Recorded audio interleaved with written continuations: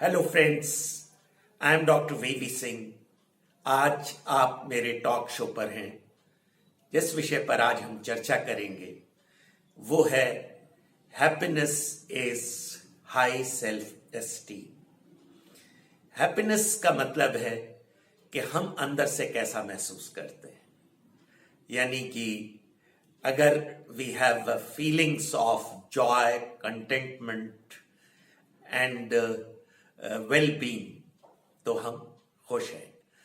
या यूं कहें कि यदि अंदर से हमको ये लगता है कि हम उत्साहित हैं, हमारे अंदर उत्साह है, हमारे अंदर इस तरह की भावनाएं हैं कि हम एनर्जी हाई महसूस करते हैं, हम खुश हैं, तो इसका मतलब कि हम हैप्पी हैं। अब सेल्फ एस्टीम क्या है? सेल्फ एस्टीम हमारा वो बिलीफ सिस्टम है जिसके द्वारा हम अपने आप को अपने अंदर महसूस करते हैं। तो ये एक सब्जेक्टिव एक फीलिंग है या एक एहसास है, और ये अगर एहसास अच्छा है, बढ़िया है, खूबसूरत है और हर तरह से संतोषजनक है, आप उससे खुश हैं, तो इसका मतलब है कि आप हैप्पी हैं, आप प्रसन्नचित्त हैं, आपकी जिंदगी बढ़िया से कट रही है और बहुत अच्छी है। तो फिर ऐसी क्या बात है कि हम हाई सेल्फ एस्टीम मेंटेन नहीं कर पाते? मित्रों, सबसे बड़ी चीज ये है कि जहां पर हम उठते हैं, बैठते हैं, जाते हैं, काम करते हैं या इंटरेक्ट करते हैं, या जिनके साथ हमारी रिश्तेदारी है या जिनसे हम कनेक्टेड हैं, वहां पर अगर हमें स्नेह नहीं मिलता, हमें इज्जत नहीं मिलती, तवज्जो नहीं मिलती, हमें अटेंशन नहीं मिलता, हमें एक्नॉलेज नहीं किया जाता, तो हमारी सेल्फ एस्टीम जो है वो डाउन हो जाती है। मुझे तुलसीदास का एक बहुत अच्छा दोहा याद आता है। इत आवत उत्जात जहां नैनन नहीं सने, तुलसी वहां न जाइए चाहे कंचन बरसे में। जहां आते जाते आपको इज्जत नहीं मिलती, स्नेह नहीं है, वहां पर चाहे सोने की ही बारिश क्यों ना हो, वहां पे आपको नहीं जाना चाहिए। तो आइए आज हम इस बात की चर्चा करते हैं कि कैसे हाई सेल्फ एस्टीम डेवलप कर सकते हैं या मेंटेन कर सकते हैं, या हमें उसको बराबर बनाए रखना है। तो सबसे पहली बात कि अपनी आशाओं को जो दूसरों को लेके है बहुत ज्यादा ऊंची प्लेस मत करिए, वरना जब वो पूरी नहीं होंगी तो आपको परेशानी होगी, आपको दुख भी हो सकता है, आप डिप्रेस हो सकते हैं, आपको डिसअपॉइंटमेंट हो सकता है, आप डिस्पेयर हो सकते हैं। यानी कहने का मतलब ये कि आप नाखुश हो सकते हैं। तो जब आप अपनी आशाएं या आप अपनी फीलिंग्स या आप अपने एक्सपेक्टेशंस को किसी दूसरे पर रखते हैं, तो हमेशा एक मॉडरेट लेवल पर ही रहिए। बहुत ज्यादा ऊंची आशाओं का निर्माण ना करें, वरना तो पूरी ना होने पर आपको बड़ी तकलीफ होगी। दूसरी बात, नेवर टेक पीपल ग्रांटेड। लोगों को ग्रांटेड ना लें। अगर आप ग्रांटेड लेके कहीं भी एक्सेस कर जाएंगे, कोई चीज ज्यादा कर जाएंगे, चाहे वो हंसी है, चाहे मजाक है, चाहे क्रिटिसिज्म है, चाहे उनको कुछ और तरीके से उन्हें बैड लाइट में शो करने की एक जो टेंडेंसी होती है वो है, ये सब हमारे अगेंस्ट आ जाती है और उनके रिएक्शंस जो हैं वो फिर हमें डिस्टर्ब करते हैं, हमें परेशान करते हैं, और फिर हम खुश नहीं रहते। उससे अंदर ही अंदर सोचते हैं भाई ऐसा मैंने क्यों किया, या मुझे नहीं करना चाहिए था, या ये करके मैंने फालतू में अपने लिए एक परेशानी पैदा की। तो फिर सेल्फ एस्टीम के पॉजिटिव इंडिकेटर्स क्या हैं, वो इंडाइसेस क्या हैं जिनके द्वारा हम बहुत हाई सेल्फ एस्टीम में जी सकते हैं? सबसे पहली चीज हमारी फ्रीडम, हमारी आजादी। हमारी आजादी का मतलब ये नहीं है कि हम कुछ भी कहें, इलीगल, इमोरल या unethical. It is with in the boundaries of legal statutes, यानी कि हमें जो विधि विधान द्वारा हमारे ऊपर जो पाबंदियां हैं उन्हीं के बीच में हमें अपनी फ्रीडम को देखना है। और अगर उस फ्रीडम में कोई रेस्ट्रेन नहीं है, कोई कॉन्स्ट्रेन नहीं है, जैसे कभी कभी क्या होता है फैमिली रेस्ट्रेंट्स हो जाते हैं। फैमिली रेस्ट्रेंट्स कई तरीके के हो सकते हैं। फैमिलीज के प्रेशर्स हो सकते हैं, फैमिलीज की ट्रेडिशंस हो सकते हैं, फैमिलीज की और इस तरह के जो पारिवारिक जो नियम बना लेते हैं वो हो सकते हैं, या जेंडर डिस्क्रिमिनेशन हो सकता है, या आपको लेकर कुछ पाबंदियां लगाई जा सकती हैं, या ऐसी पाबंदियां जिनसे कि आप अपनी स्वतंत्रता का हनन महसूस करते हैं।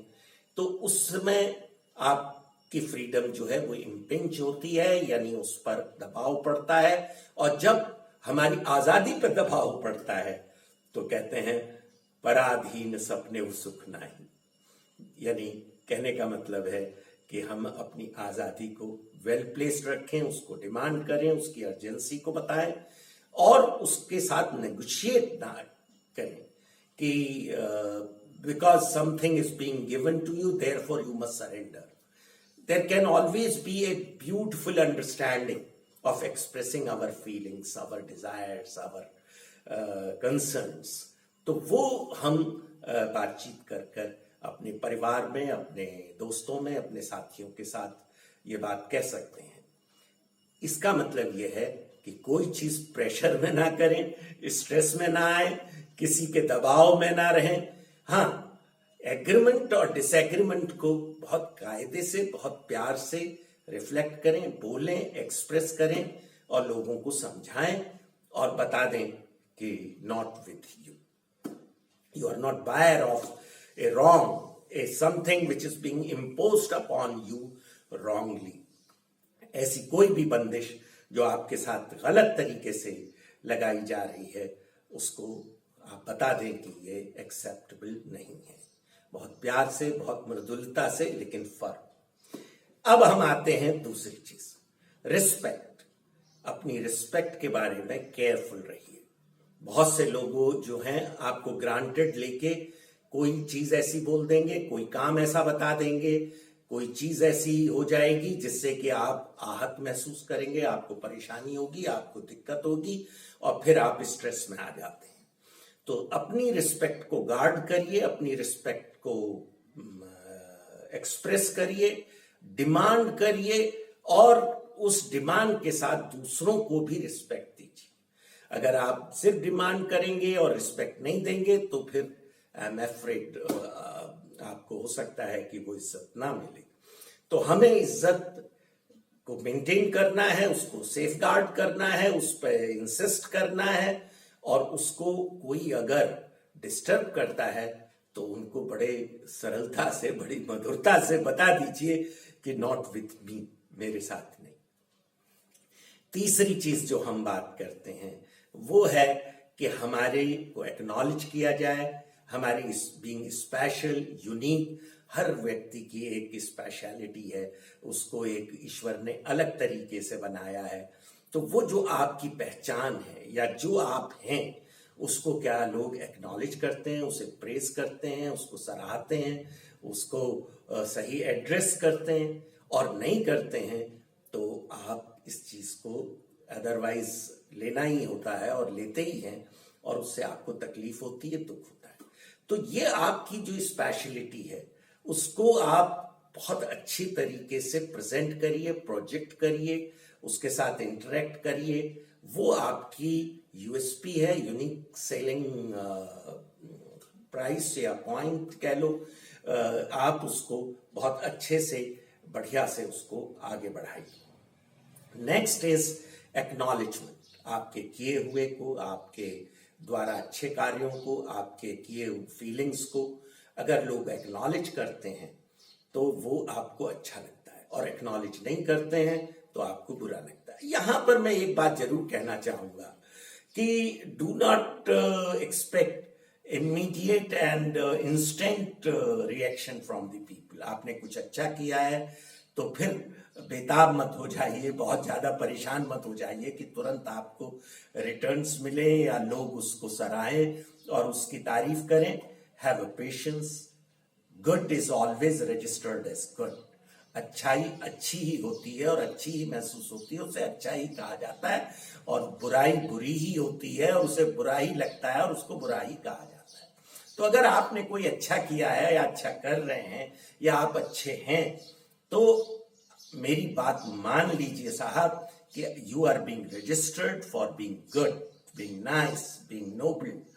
और अगर आपको रजिस्टर नहीं किया जा रहा है तो एक जैसे स्वयं अवलोकन की बात कहते हैं, सेल्फ इंट्रोस्पेक्शन की बात करते हैं, उसकी जरूरत है कि कहीं आप अपने को ओवर एस्टिमेट तो नहीं कर रहे हैं, ओवर रेट तो नहीं कर रहे हैं, और एक ऑर्डिनरी और एवरेज होते हुए भी कार्यों में, उनके समापन में, उनके साथ, लोगों के साथ इंटरेक्ट करने में, रिश्तों में, और आप समझ रहे हैं कि you are being very extraordinary, या आपने बहुत कुछ कर दिया या ऐसा कर दिया जिसको कि लोगों को एक्नॉलेज करना था या जानना था। अब क्या चीज आप ना करें जिससे आपकी हाई सेल्फ एस्टीम जो है वो ड्रॉप ना हो जाए।